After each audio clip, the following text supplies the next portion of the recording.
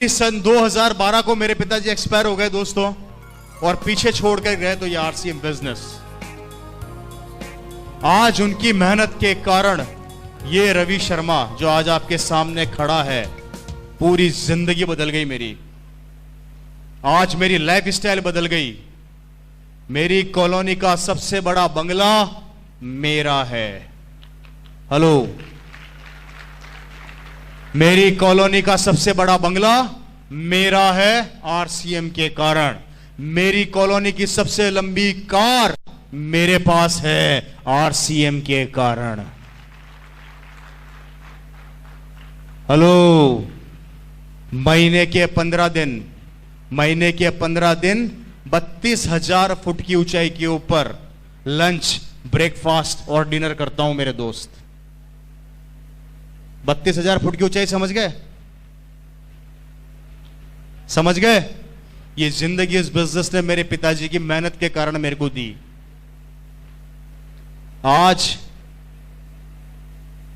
जब अपनी कॉलोनी से अपनी लंबी कार लेके निकलता हूं तो पड़ोस वाले अंकल अपने बेटे को थप्पड़ मार के बोलते हैं कि तूने जिंदगी में क्या किया, इस रवि को देख कितनी लंबी कार में घूम रहा है। तो पड़ोस वाला बेटा अपने पापा को बोलता है कि पिताजी थप्पड़ तो मार दी, बहुत अच्छी बात है।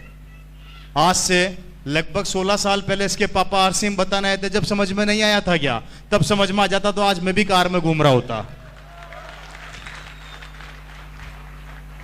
इस बात से यह समझाना चाहता हूं कि आज अगर आरसीएम समझ में आ गया तो भविष्य में आपका बेटा कार में घूमेगा। लेकिन अगर आज आरसीएम समझ में नहीं आया तो याद रखना, किसी की लंबी गाड़ी देखोगे और अपने बेटे को यही कहोगे कि तेरे पापा के पास भी आरसीएम आया था, तेरे पापा ने नहीं किया, उसके पापा ने कर लिया, आज उसकी जिंदगी बदल गई, वो लंबी कार में घूम रहा है। मेरे भाई, ये आज मेरी कॉलोनी के अंदर होता है। मेरी कॉलोनी का सबसे बड़ा बंगला मेरा है, सबसे लंबी गाड़ी मेरे पास है। जिंदगी बदल के रह गई। लेकिन आज पड़ोसी वही काम कर रहा है जो पिछले 16-17 साल पहले करता था। आज भी नौकरी पर जाता है और नौकरी से आता है। और हम 15 दिन काम करते हैं और 15 दिन आराम करते हैं। यह है आरसीएम बिजनेस की ताकत, जो आपकी जिंदगी को बदल के रख देती है मेरे दोस्त। बताइए, डिसीजन लेना चाहिए या नहीं लेना चाहिए? काम करना चाहिए या नहीं करना चाहिए? नहीं करोगे तो करोगे क्या? आप बता दो। आरसीएम नहीं करोगे तो क्या करोगे?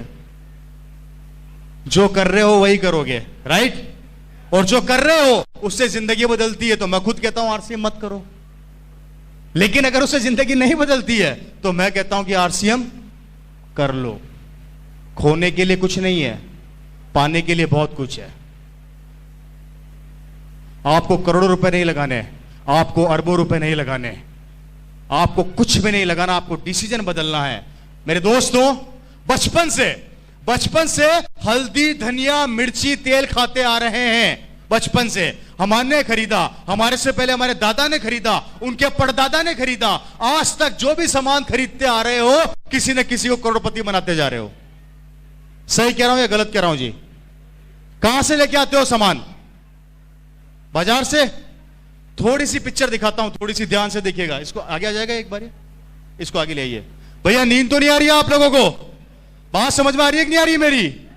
हेलो, आपको इसका थोड़ा सा मार्केटिंग प्लान समझाने की कोशिश कर रहा हूं, ध्यान से देखिएगा। बड़ी प्यारी चीज है। आप लोगों को यह बताया गया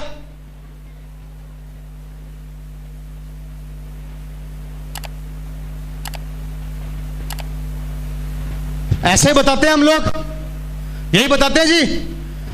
5 रुपए की चीज बनी, 10 रुपए में मार्केट में बिक गई, यही बताते हैं हम लोग। 5 रुपए बिचौलियों के पास चला गया, यही बताते हैं हम लोग। थोड़ा ध्यान से देखिएगा, थोड़ा ध्यान से। हमारे देश की आबादी कितनी है? 120 करोड़। थोड़ा ध्यान से देखिएगा।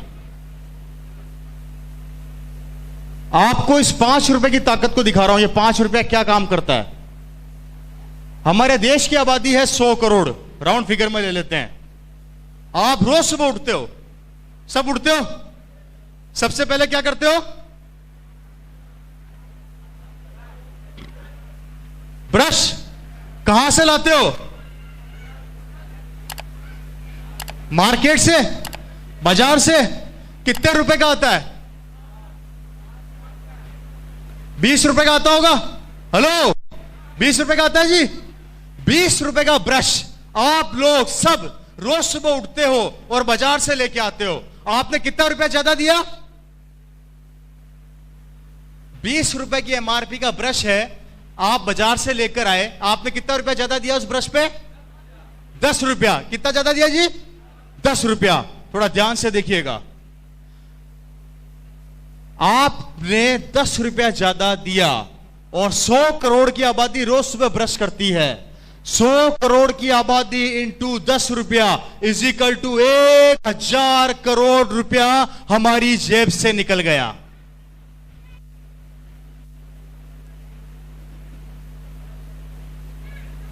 कैसा लगा?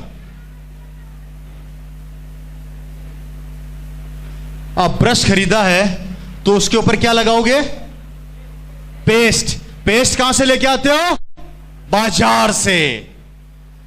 30 रुपए का पेस्ट आता है, 15 रुपया ज्यादा दिया और वही 100 करोड़ की आबादी ने फिर ब्रश किया। 15 रुपया इज इक्वल टू 1500 करोड़ रुपया हमारी जेब से फिर निकल गया। कैसा लगा भाई? बात समझ में आ रही है कि नींद आ रही है भाई? है जी? आ रही है ना? कितना रुपया निकला? अब नहाते भी होंगे, साबुन कहां से लाते हो? फिर बाजार से लेके आते हो। मेरी बात को ध्यान से समझना मेरे भाई, हम सुबह से शाम तक कम से कम हजारों प्रोडक्ट बाजार से लेकर आते हैं, जिसका नतीजा देखो क्या होने वाला है। 100 करोड़ की आबादी साबुन बाजार से लेके आती है। अगर 20 रुपए का साबुन आता है तो आपने फिर 10 रुपया ज्यादा दिया, इज इक्वल टू 1000 करोड़ रुपया। इससे आगे नहीं बताऊंगा। अगर सारे दिन की कैलकुलेशन बता दी तो पागल हो जाओगे। आप सिर्फ उठे, आपने ब्रश किया, उस पे पेस्ट लगाया और नहाए, हमारी जेब से पैसा निकला लगभग 3500 करोड़ रुपया।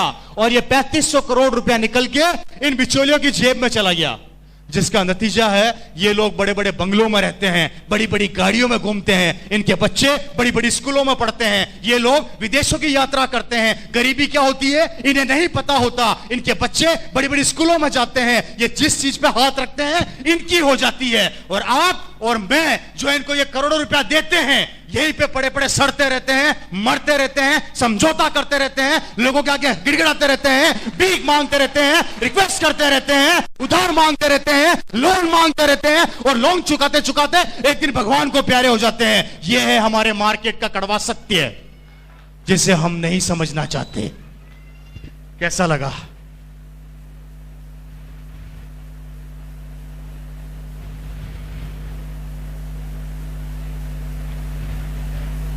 मुझे बताया गया था कि यहां के लोग भाषा नहीं समझते, कोई रिएक्शन आएगा नहीं, तो मतलब सही बात है क्या? इतना सन्नाटा क्यों है भाई? है जी? कैसा लग रहा है? मेरी बात को ध्यान से सुनिएगा। ये वो 3500 करोड़ रुपया है जो इनके पास जा रहा है और हम दे रहे हैं और हम देते रहेंगे। हमने दिया, हमारे दादा ने दिया, हमारे परदादा ने दिया, हमारे बच्चे भी देंगे और उनके बच्चे भी देंगे। देना तो पड़ेगा, देना तो पड़ेगा। और आरसीएम कहती है इस 3500 करोड़ का 40% पैसा अगर मैं आप लोगों में बांट दूं, कितना होता है जी?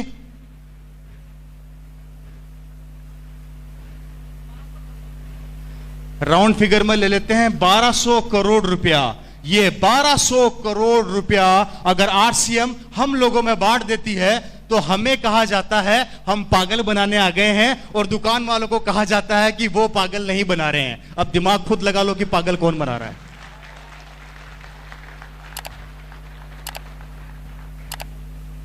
पैसा तो जाएगा, इस दुकान से नहीं खरीदोगे तो उस दुकान से खरीदोगे, पैसा तो देना पड़ेगा। और जब देना ही है तो आरसीएम क्यों ना दो मेरे भाई?